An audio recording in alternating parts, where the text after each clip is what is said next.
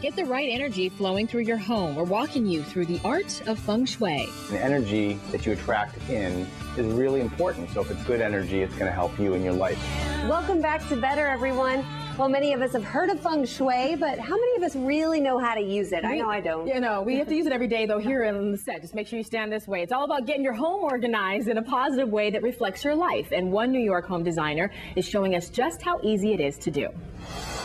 Hi, I'm Andy Suvalsky, and I'm really excited to have you in my home. I want to tell you some things about Feng Shui, which is really just great energy. And what we all want in our life is good energy, or as Feng Shui calls it, qi.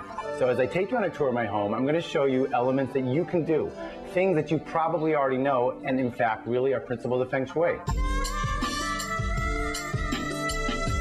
It matters that you have a gracious open floor plan where seating is inviting. The other things you want to think about are how your eye moves around the room. If you're focused too much on something and, so to speak, you get stuck looking at that view, well, qi is going to get stuck as well. Let's start with the coffee table because it's in the center of the room. What you want to avoid is very sharp corners. With my coffee table, I have rounded the corners.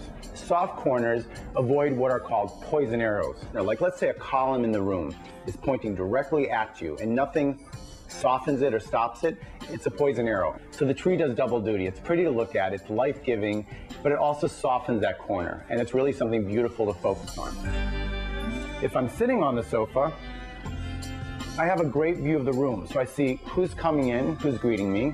I can still enjoy the TV on the wall. I can turn to my left and enjoy the view. You want things to interact well and comfortably.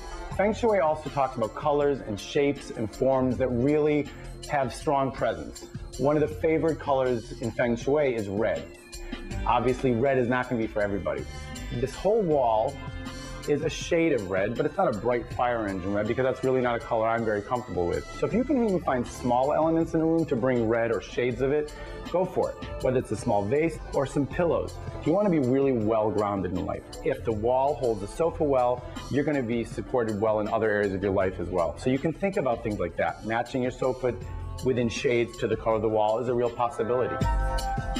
We all think a view is a great thing, particularly if it's something pretty to look at. In my case, I get to look at the Empire State Building. Here's the deceptive thing about views. If the view is too open, something doesn't stop your eye, at least initially, from flying out the window, well, there goes your qi as well. But you also want to think of what you see in your room relative to that view. So I have chosen to put something, a fairly sizable sculpture, right in the window, or you could go out and get a beautiful plant, something that doesn't block the view, but stops your eye. So I chose a red horse. A horse is strong. The red color I explained earlier has a certain great energetic quality as well. So this is my kitchen. Think about what the kitchen is first and foremost for. It's for making food and serving food. That's really what a kitchen's about. So the things you want to avoid in a kitchen are unnecessary clutter, dirty dishes, things that stagnate. Now, you're going to produce dirty dishes, of course, and you need small appliances out, but you don't need to leave them out. It's kind of like taking the small, messier parts of your life and putting them into a small part of your life as opposed to letting it be a big part of your life.